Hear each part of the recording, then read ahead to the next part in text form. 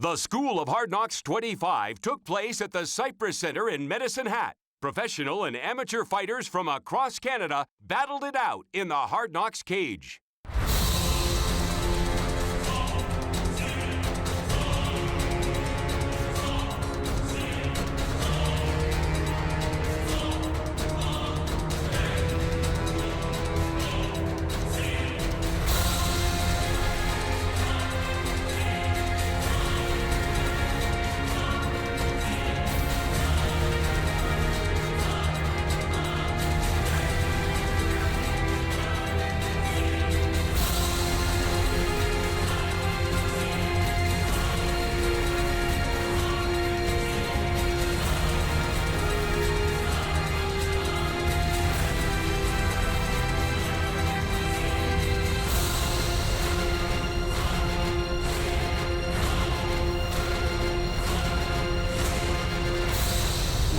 To the School of Hard Knocks. Ladies and gentlemen, this is our fourth Hard Knocks fight of the evening and is an amateur bout in the 140-pound division and is brought to you by Medicine Hat News. And now, let's meet the fighters. He's coming to you out of Brooks. This is Jonathan Young. John Young coming to us out of Team Extreme in Brooks, Alberta, fighting at 140 pounds. The 25-year-old stands 5'10" and has stopped me 3 times today to promise me an entertaining fight. Very eager to get in the cage and make his amateur debut as John Young. Well, he started training 5 months ago and thinks that he has what it takes to really push this forward and maybe push it on towards a career. He likes to wrestle. He thinks that's one of his big strengths, and if he sees an opportunity to take it to the ground, he's going to take it. And Mike here in the corner of John Young, experienced Hard Knocks fighter on his own. I'm sure we'll see him back in the cage soon. But it's interesting talking to John because, of course, he said he's more scared about having to come out in front of the fans and the crowd than he is about having to fight his opponent. He said fighting is something he does every day at the gym, but having to come out in front of this many people is not something he has to do all that often. Well, he said public speaking is the most feared thing in the world. More people are afraid of public speaking than they are of death and spiders. I don't understand it. You and I are both speakers, but I'm looking forward to seeing John Young get out there, and again, promises an entertaining show, so we'll see. And his opponent.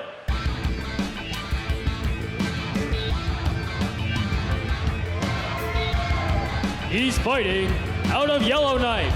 This is Joel Davila. Joel Davila coming to us out of True North Combat Sports in Yellowknife, Alberta at 140 pounds, 36 years old. And when I asked him why now, he said that he never really got to take it seriously until the last year, and it was watching a Hard Knocks event on TV in November that really said, you know what, I'm going to kick it up a notch, I'm going to get into the gym and train seriously, it's time for me to get into the cage, and that's what he's going to do tonight. Well, and it doesn't matter when, apparently fighting is an ageless sport.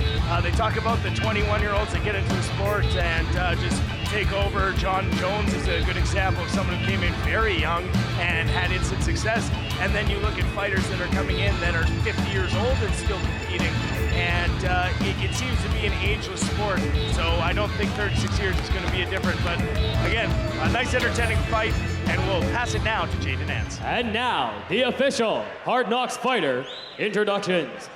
In the Rig Pig Apparel blue corner, it's his amateur debut. He's 25 years old and stands 5 feet, 10 inches tall. He weighed in at 141 pounds, fighting out of Team Extreme MMA from Brooks.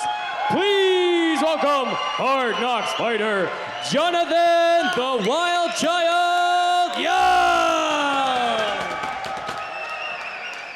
And in the Ralph's Texas Bar and Steakhouse red corner, it's his amateur debut. He's 36 years old and stands 5 feet, 7 inches tall. He weighed in at 139 1/2 pounds, fighting out of True North Combat Sports from Yellowknife, please welcome Hard Knocks fighter Joe Davila. This bout will be contested under amateur rules. The referee in charge of the Hard Knocks action is Mr. Mark Aparicio. Mark Aparicio back in the cage in charge of the action as John Young out of the blue corner and the red and white trunks, the all-white trunks for Joel Davila, who comes out of the red corner.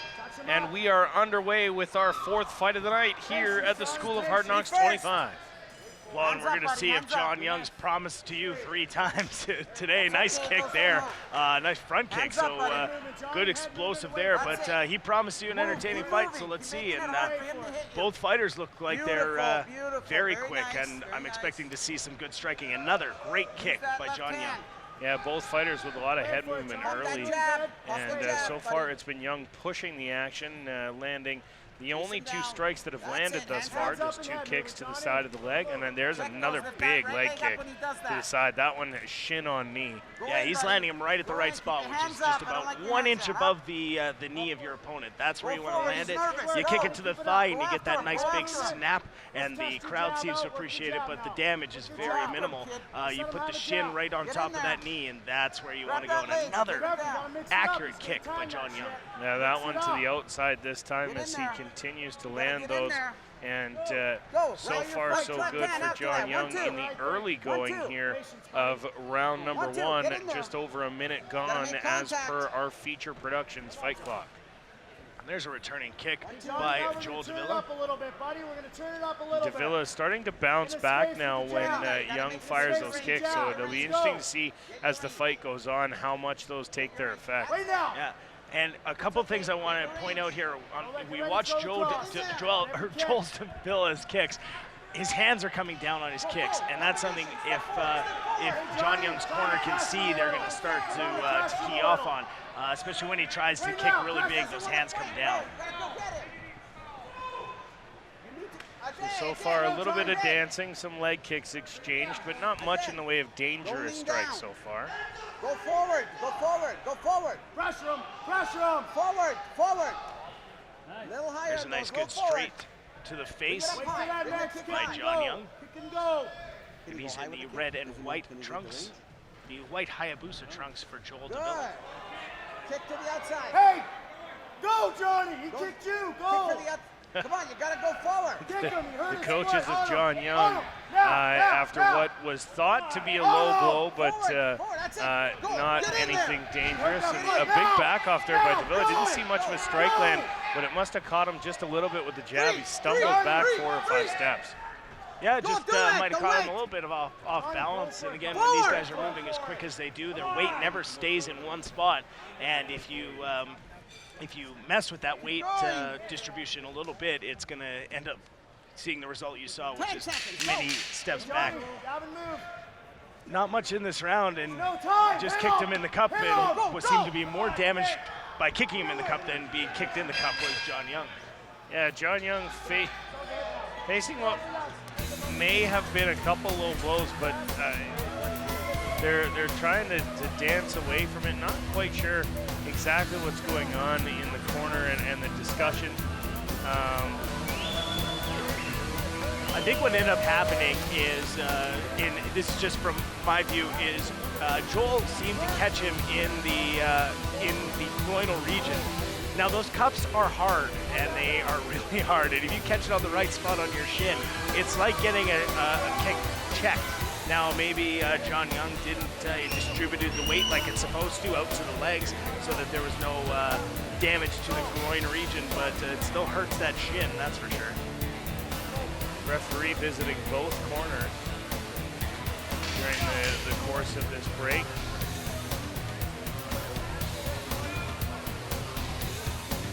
And I think more of an indication of letting them know not to stop fighting unless unless the referee tells them to stop. Because it looked like a couple occasions where both fighters thought there might have been a shot that was a low blow. They both backed off, and maybe the referee's saying you can't stop unless I tell you to. Well, and that's dangerous too, because if one fighter stops and one doesn't, that's when people get hurt because they're not prepared. Nice kick there by Joel Davila, and a lot busier this round, and a returning kick by John Young. I think both coaches would have told their fighters, got to be busier. You got to not be afraid at this point. And I'm not talking about afraid as a fear, like these guys are afraid to fight. More that it doesn't feel good to get punched in the face, and that's something maybe they're just telling them you can get 1 or 2 shots to give a few. And John Young now ending up in the top position on top of Joel Davila, and Davila doing a good job of head control here on John Young, and we'll see how long it takes John Young to get out of this position, because he is in the dominant position, but Davila does have a good control of his head, and after a while, if you don't get out of that, the referee's just going to stand you up. Yeah, and seems to be out of it now and looking to get in, but this is good defense here, and a little bit of rubber guard action going on, trying to get that foot over. Young doing a good job of popping up out of there and pushing his legs across so he can wind up in side control. Yeah, I didn't necessarily want a part of that. It's a funky position, and not many people can do it. And the problem is it's not something you practice every day because not everybody can do it. So if you're in a gym training against nobody who has that rubber guard and it gets put on you, it's something that you just stand up, reset, and say, okay, you want to put it on me, do it again. But good situation here. Not much happening. A good strike there to the ground, or to the belly, and then one right to the face by John Young. John Young doing a very effective job here on top in round number 2. And may have a choke, and there's the tap. Sneaks the choke in. Tough to see from this angle, but gets the rear naked choke and gets a victory in his first fight as an amateur, and Joel Davila will have to go back to the drawing board. Doesn't even stick around in the cage for the decision. He may head back in. There we go. And we'll wait for the official decision, but John Young coming away the victor in his first fight. Yeah, and good for John Young. He was active, and I think once he got more comfortable in the cage, he was able to push the pace a little bit. Again, that first time you get punched in the face and you go, oh, Ladies okay, and gentlemen, a special thank you to Weatherford for helping us supply our fighters and team with water this evening. So you survived that first punch and are able to be a little less fearless going in there. And again, John Young pushing his amateur record to 1-0 and winning by rear naked choke. Looks like we have the official decision, so we're going to head over to Jaden Nance.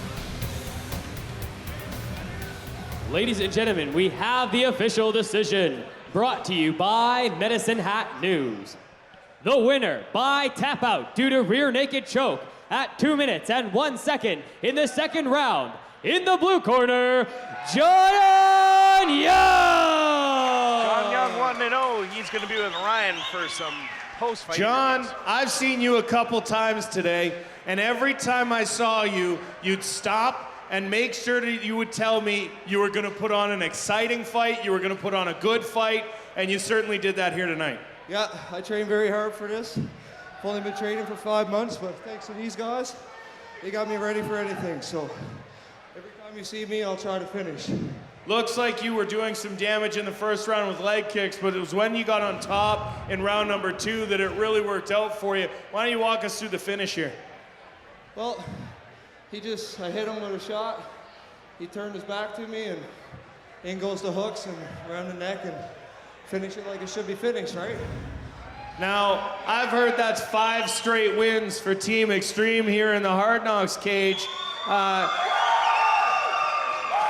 And it sounds like you guys brought some fans with you, and you mentioned your coaches earlier. Anybody else you got to thank for the win tonight? I'd like to thank my girlfriend for being so patient. I love you.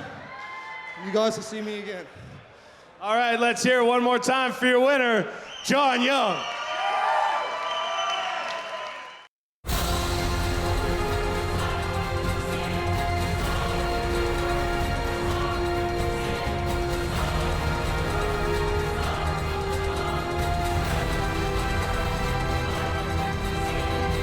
To find out more about Hard Knocks Fighting and upcoming Hard Knocks events, please visit hardknocksfighting.com. This School of Hard Knocks fight is an amateur bout in the 145-pound division and is brought to you by Feature Productions. And now, let's meet the fighters. He's coming to you out of Calgary. This is Zach Snyder. Zach Snyder coming to us out of the Knuckles Gym in Calgary. A 1-2-1 record, lost by split decision at Hard Knocks 22. He said he felt the fight was close, but he's not going to be bitter about the result, because if you let it get to the judges, then you didn't do your job in the first 3 rounds. So, coming in, a very even-handed, almost a Zen approach to that loss, Jimmy. Well, and it's something that, as an amateur, if you learn how to take those losses correctly and do what you need to do, which is learn from them, every loss should be a learning experience. That loss where he lost in split decision is never let it go to the judges. And so Zach Snyder is going to make sure that this fight does not go to the judges. He's going to push the pace, and he's going to be the one who has all the forward motion. And his opponent.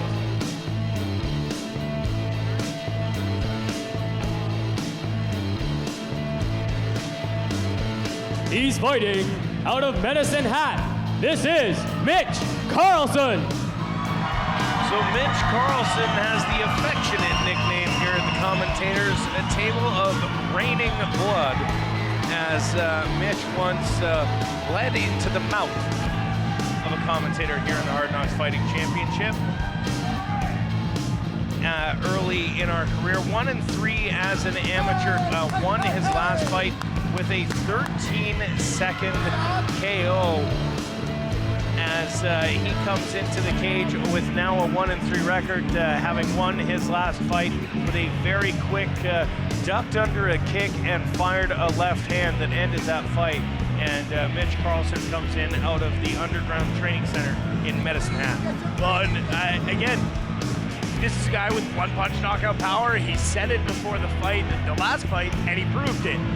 This fight, a bit of a tougher opponent in Zach Snyder, and he wants to stand toe-to-toe with him because nobody's ever done it with Zach before, but he's going to see how that plays out and what he should do. And now, the official Hard Knocks fighter introductions. In the Rig Pig Apparel blue corner, he's 1-2-1 as an amateur, 19 years old, and stands 5 feet, 11 inches tall. He weighed in at 145 pounds, fighting out of Knuckles MMA from Calgary. Please welcome Hard Knocks fighter, Zach Snyder! And in the Ralph's Texas Bar and Steakhouse red corner, he's 1-3 as an amateur, 18 years old, and stands 5 feet, 9 inches tall. He weighed in at 146 pounds, fighting out of Underground Training Center from Medicine Hat. Please welcome Hard Knocks fighter, Mitch Carlson! This bout will be contested under amateur rules. The referee in charge of the Hard Knocks action is Mr. Mark Aparicio. Mark Aparicio in the center of the cage, ready for our action as Mitch Carlson comes out of the red corner in the gray and black trunks, the black tights for Zach Snyder, who comes in, and both of these guys with some early knockout power, and we'll see how fast that comes into play here. Well, they went to touch gloves and didn't quite get there. It was like the force of their gloves trying to push each other away. But again, both these guys, lots of energy here at the 145-pound weight class. In talking to Mitch, he said he knows Zach comes out as a very aggressive fighter. Said he goes 0 to 60 in the time it takes to get across the cage, and certainly proving that tonight in the early going. Here you can see Zach bouncing around with all that energy here in round number 1 of our 5th fight of the night here at School of Hard Knocks 25 at the Cypress Center in Medicine Hat. Well, and we have talked about fighter's wearing down by wearing off all this nervous energy, but Zack Snyder never slows down. He's a guy who just keeps his pace up and up and up, and that's the mark of a very good fighter, that they can keep the pace going for the whole time. And a nice shot in, good timing, and trying to finish is Mitchell Carlson. He will finish there, and now ends up in the guard of Zack Snyder. Nice takedown. That's one way to slow him down. A bull rush takedown there from Carlson. Just ran straight at him, bounced off the cage, and managed to work that to his advantage. But now we see Snyder maybe trying for a triangle here, Jeremy, but Carlson does a good job to posture up. Yeah, he is doing that and keeping both arms in, and now trying to isolate an arm, and it looks like he was really close to getting it with Zack Snyder. A little bit of blood on the leg of Snyder. Tattoo. I thought the same thing. Oh, it's just a red streak tattoo. Ask him what it's about. I will do that. Though knowing the humor of Zack Snyder, he might say, just so the commentators screw up and think that there's blood on my leg.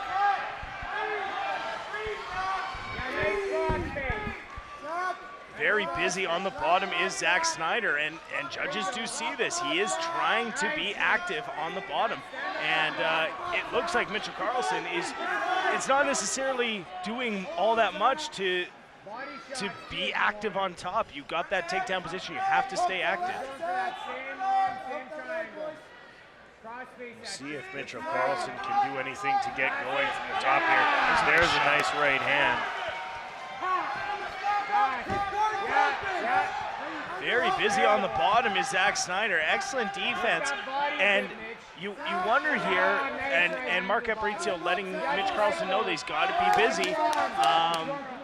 And Carlson responded with a couple of rights to the side of Zack Snyder. But being on top is one thing, but when you're as active as going for submission as Zack Snyder is, you have to look at the judges and say what they're going to score.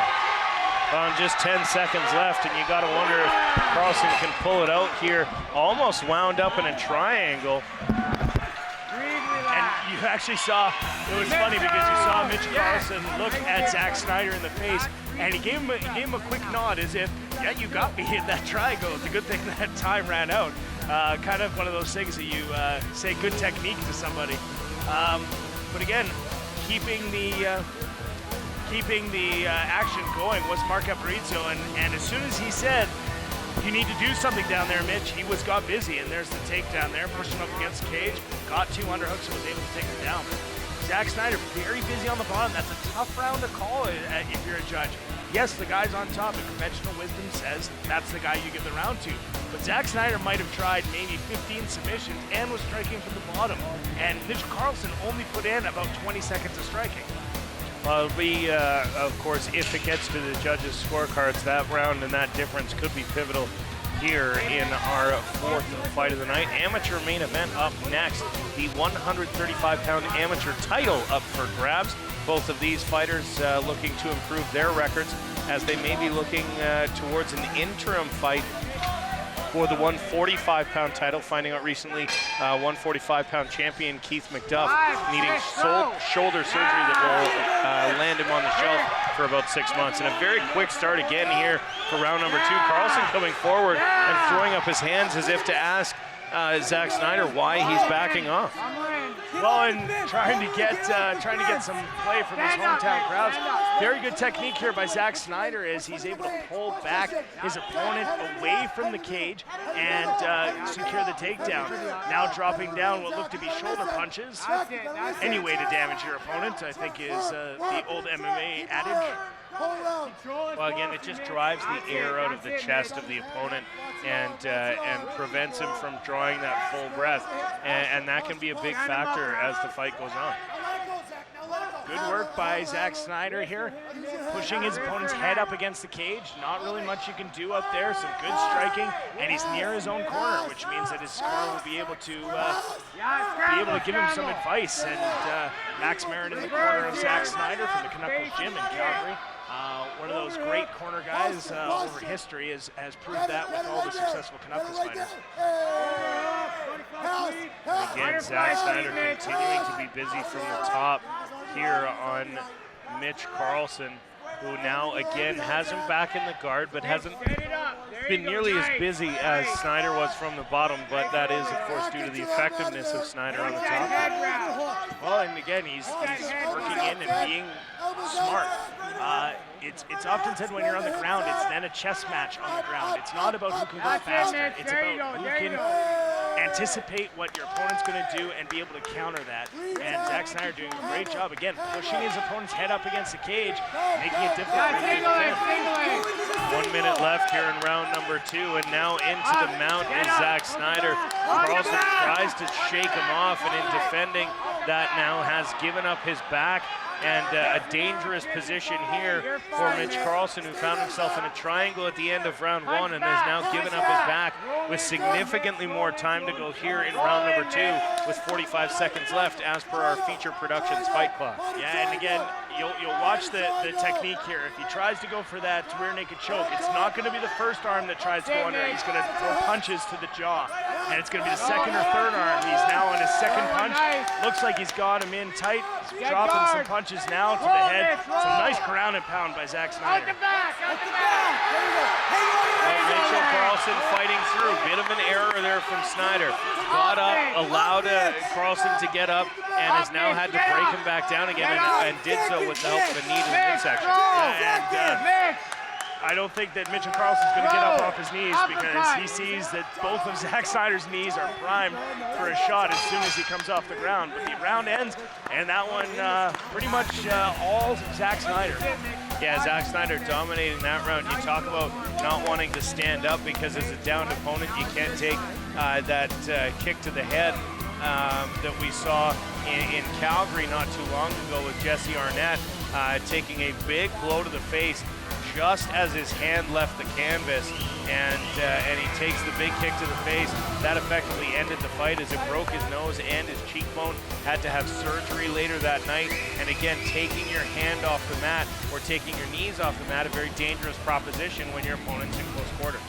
Yeah, and good smart fighting from Mitchell Carlson. You look as well at the at this. It could be one round apiece. This is something that we have there where we know Zach Snyder won that second round, but we don't know what necessarily happened in that first round. Mitch Carlson was on top, but Zach Snyder the busier fighter. So it could be one round apiece, and I'm pretty sure that that's what you're going to hear in Zach Snyder's corner is this is one round apiece. You need to go get this round. Zach Snyder puts the fist up. Carlson says, no, we'll do that after. And so no touching at the start of round 3 as these two fighters come out for the, I believe this is the first third round we've had tonight in our 5th fight of the night. The first time we got to a third round, and a big stiff jab coming from Zach Snyder, landing in the midsection of Carlson, who then catches a kick and secures a takedown. It was a good counter, but now down on the ground. And Zach Snyder can't stay down here because, again, the conventional wisdom is the guy on top is going to end up winning the round in this case. So, as you see, again, he's trying for those submission attempts, trying to isolate an arm and get through for an arm bar. Guards open. And it looks like he is isolating one now. It looks like to be in good position, so we'll see what he's able to do. Judges, look at this. If nothing else, he can use this to transition out and maybe come on top. He might be looking to try and flip that into a triangle as well if he can't get that one arm isolated. Trying to work his leg around the head of Carlson and separate that shoulder from that arm, but the other arm's still in there as well. So needs to do a little bit of work if he wants to get the arm bar. As a wrestler, I was told the first time going into MMA gym is when you are in this position, you want both arms in or both arms out. Because if you put one arm in, that's when you get arm barred and triangle. And Mitchell Carlson doing a great job of following that adage, keeping both arms in, making it very difficult for Zach Snyder to be able to isolate one arm. Get that arm free. Snyder, again, the busier of the two fighters despite being on the bottom. But again, whether or not that translates to judges' scorecards is completely another question, because those occasional strikes from the top could be worth more than a submission attempt from the bottom. Yeah, and it all depends. And these little punches here are ways to steal rounds. And a nice pass by Mitch Carlson. And he's in a mount now and looking to finish. Let him fly. And Zach Snyder not content to stay there. Mitchell Carlson trying to disrupt the legs of Snyder, but now nice and tight and looking to switch is Zach Snyder on the bottom. Carlson on the top in the mount, but hasn't landed much yet. There's a right hand that lands, and so far, I mean, again, the dominant position of this round for Mitch Carlson and able to hold his opponent down. Snyder, we saw in a fight earlier tonight, our first fight of the night, where the guy just muscled out of side control and wound up in side control and wound up winning the fight. Carlson doing a good job of preventing that, keeping Snyder on the ground and keeping him from regaining a dominant position. Again, it goes against what's going on here is Zach Snyder still, even though he's mounted, is being the busier fighter. And now finally some blows coming down from Mitchell Carlson. So it's going to be tough. And an armbar attempted. He's got it in really tight. And we're down to a few seconds and back on top, Zach Snyder. A bit of a scary moment at the end of the fight there for Snyder. So the third and final round comes with one heck of a submission attempt from Mitchell Carlson, and now the fighters tapping gloves, touching him up, and talking about how good they felt the fight went. You see the camaraderie of MMA. These guys just fought and were trying to punch and knock each other out for a couple minutes here. And now they're just lounging and chatting away as if it's kind of, you know, hope we're going to get a beer after. Looks like we finally have the official decision in, so we're going to go to Jay Denance, who's going to be there with that official decision. Ladies and gentlemen, we have the official decision. Brought to you by Feature Productions. The winner by unanimous decision, in the red corner, Mitchell Carlson! Looks like the takedowns are enough. Mitchell Carlson pushing his record to 2-3, and he's going to be with Ryan. Mitch, I'll get you here in the center of the cage. Now, you won by unanimous decision, but I don't think there's anyone in the building that thinks it was not a very, very close fight for all 3 rounds. Hey, I'm one of those people who think that Zach's really tough. Now, you rolled up on the end. At the very end of the fight, you had a chance at an arm bar, and I think we'll roll through the replay here. Fired out and tried to secure that arm. How close did you think you were? At the first roll, I thought I was going to get it, but then he made a move, and I felt it loosen up a lot. Then I heard the last 10 seconds, and I was like, okay. So that last 10 seconds there in the third round, but it was the last 10 seconds in the first where it looked like he almost had you in a triangle.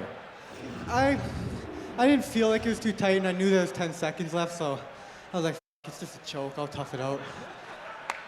And tough it out you did. I'm sure you got sponsors and coaches to thank. Yeah, I want to thank all my fight team at Team Underground. We got an awesome crew here, and I'm working on getting a sponsor for next time, so. All right, well, he needs a sponsor, so get in front of your hometown hero one more time for your winner, Mitchell Carlson.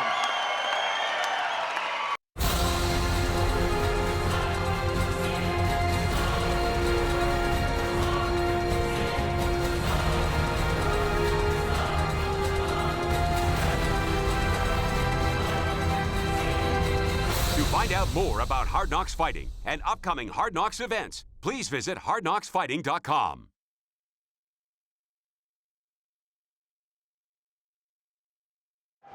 In the Rig Pig Apparel blue corner, he's 4-1 as a professional, 24 years old, and stands 5 feet, 10 inches tall.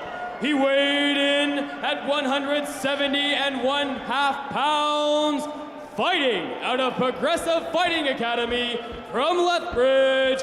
Please welcome Hard Knocks fighter, Jarrett the Milkman Malco. And in the Flammans Fitness red corner, he's 4-4 as a professional, 26 years old, and stands 6 feet, 2 inches tall. He weighed in at 171 pounds, fighting out of Gracie Baja from Calgary. Please welcome Hard Knocks fighter, Papa Nkumsa. This bout will be contested under professional rules. The referee in charge of the Hard Knocks action is Mr. Len Cuevisto.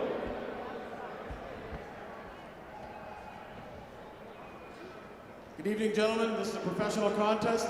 Respect the rules, follow my instructions, and above all else, you must actively protect yourself at all times. Touch gloves now. If you're going to touch them up, come out ready at the bell.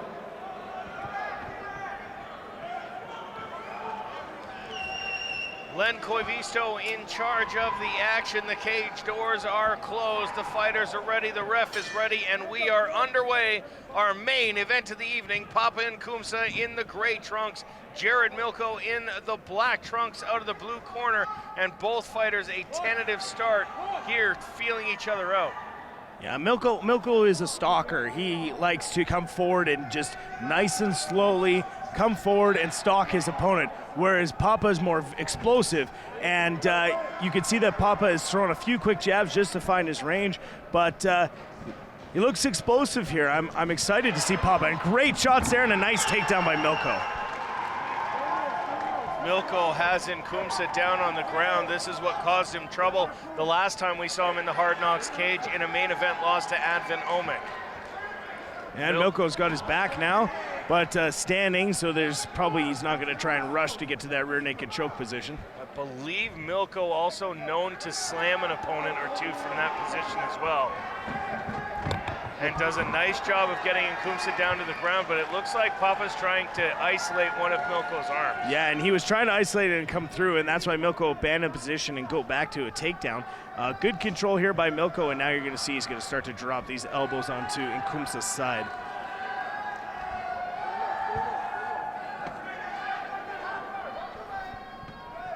Papa Nkumsa on the bottom. Jared Milko now dropping elbows, and now has popped that arm free. And we'll see what he can do with both arms loose as he looks now potentially for an arm-in guillotine. And guillotine from the top is painful, so Nkumsa trying to avoid that, but lots of power here by Nkumsa coming back to a standing position. A nice standing guillotine, nothing worried. You look at Nkumsa, his face is nice and calm, and there he goes. He ends up with the takedown, not quite inside control, so there's a little bit of danger here from that guillotine, but it doesn't look like Milko's trying to do anything with it currently. Just using it more for control at the moment, but Nkumsa trying to pop his hand free, but unable to do so. The crowd going crazy here as the two competing factions, Milko out of Lethbridge, not that far a drive to keep people from coming to see him, and Papa Nkumsa with lots of fans being the hometown favorite.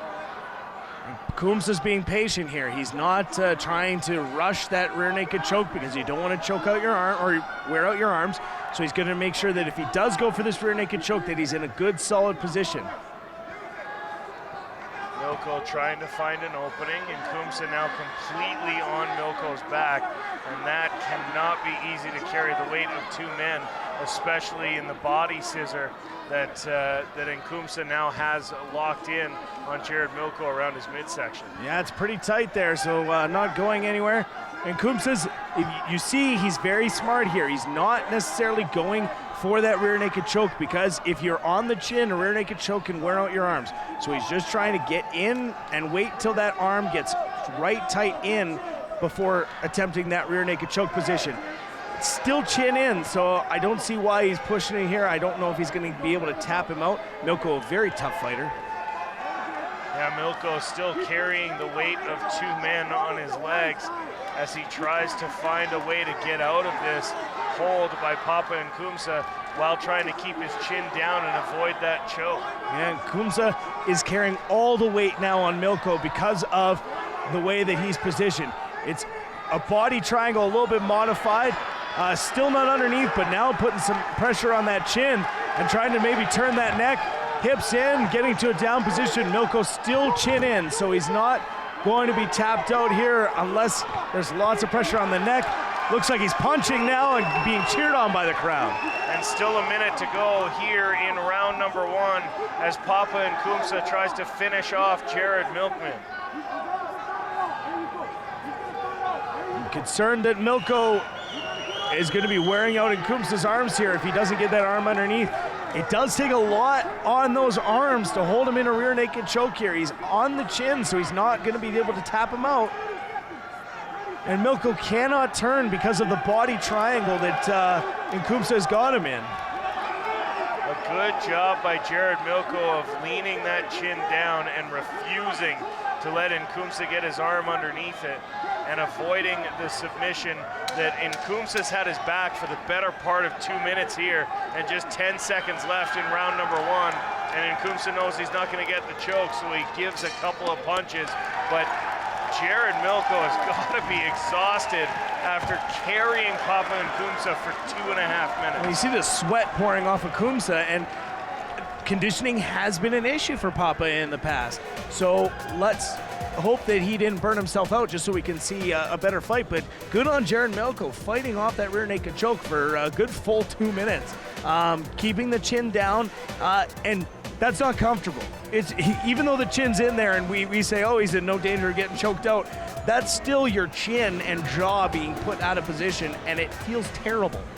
And we'll see on the replay here, I believe this is where Nkumsa slips around, gets the takedown, and winds up in the guard, but he quickly transitioned and ended up on the back of Jared Milko. Milko had an attempt at a guillotine, was unable to really secure it, and as a result finds himself now looking at round number 2 because neither one of these fighters able to finish it. But the first round, you gotta think, has to go to Nkumsa for holding on and having that dominant position for 2 minutes. Well, and I think Milko got the better of it at the beginning, so it's interesting in the judges' scorecards what they're gonna see.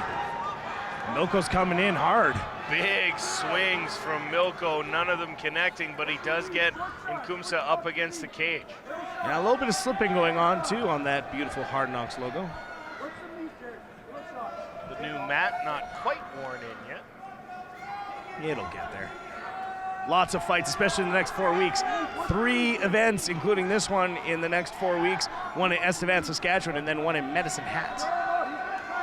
Milko now continuing to knee Nkumsa in the upper thigh. Those ones getting awfully close to a low blow. Nkumsa transitions away though and finds himself with Milko up against the cage.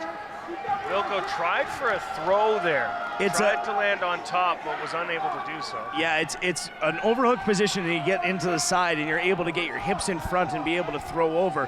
Papa's been working on his wrestling a little bit, so familiar with that position as you end up. And again, a nice guillotine slipped in, but I hope that Jared Milko does not try and go to his back here, because as Nkumsa slips out, he's very sweaty, is Nkumsa, just dripping with sweat, which makes it very difficult to hold on to a guillotine. Even if you're under the throat, you find a way to get out of that with so much sweat going on. So Nkumsa driving up against the cage with Jared Milko. Spent the better part of the first round on Milko's back. Now Milko takes Nkumsa down to the ground, and he's in the mount. Great takedown there. You watch Milko to be patient here, and Nkumsa to try and get off, looking for an armbar, almost there, that was Milko. Now on the back is Milko, and we'll see if we can get a repeat, except the other way around. And lots of time left to work on this choke, just like Papa Nkumsa had in round number 1. Jared Milko has almost 3 minutes, and he's got Nkumsa's back. It'll be up to Papa Nkumsa at this point to hold on to the Jared Milko's hands and try and get the referee to stand him up. Well, it'll have to be really stalemated for him to stand him up in this position. But Milko not just going with the rear naked choke, he's striking. This is smart by Jared Milko, because if you continue to strike, that's when the chin comes up. And you see that there, he's going to be striking across, and then one of those times those strike on that lower chin is going to get underneath, and that's when he's going to slap on that rear naked choke. Well, and in talking to Papa the other night, he said it was he was frustrated because he felt like in his last couple fights he put himself in a bad position by not getting up fast enough, by not getting off the floor and getting away from it, and thinking it was more like traditional jiu-jitsu and trying rolling away from stuff and finding himself getting caught in chokes. And that may be what happens here as he finds himself having Jared Milko on his back. And again, Milko being patient. He knows he's got lots of time. Minute 50 left on our feature fights clock. You see there, we're in the second round. This is the main event of the evening, Hard Knocks Fighting Championship number 23. Live from the Subway Soccer Center here in Calgary, Alberta. And nice strikes here by Jared Milko as he continues to strike to work for that rear naked choke.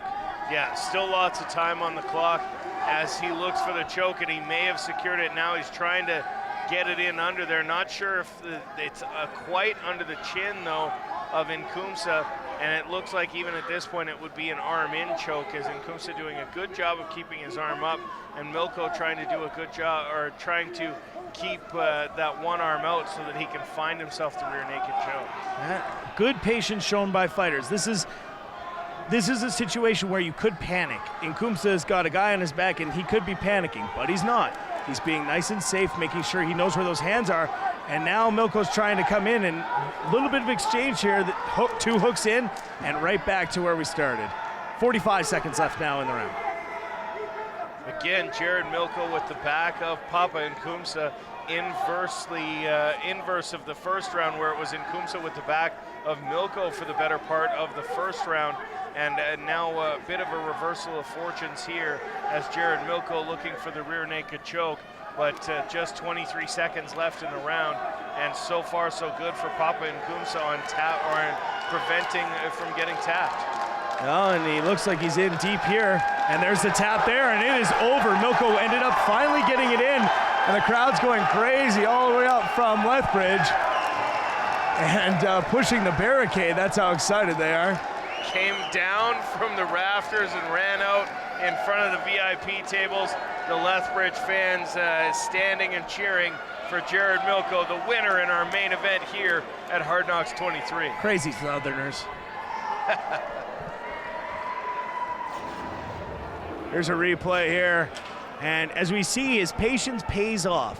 Jared Milko is not rushing this situation. He wants to get in a good position, and that he finally does under the neck of Nkumsa, and there's the tap right there. Milko playing up to his crowd. He really likes them here. They are cheering away, and we still wait for the official decision. It's been a great night of fights here from the Subway Soccer Center in Calgary, Alberta. Hard Knocks Fighting Championship number 23. The official decision is in for our main event. We go to Jaden Answers in the center. We have the official decision, brought to you by Essential Energy, providing oil field service to oil and gas producers in Western Canada. The winner by tap out due to rear naked choke at 4 minutes and 48 seconds in the second round, in the blue corner, Jared the Milkman Milko. Milko now Jared one as a pro. He's with Ryan.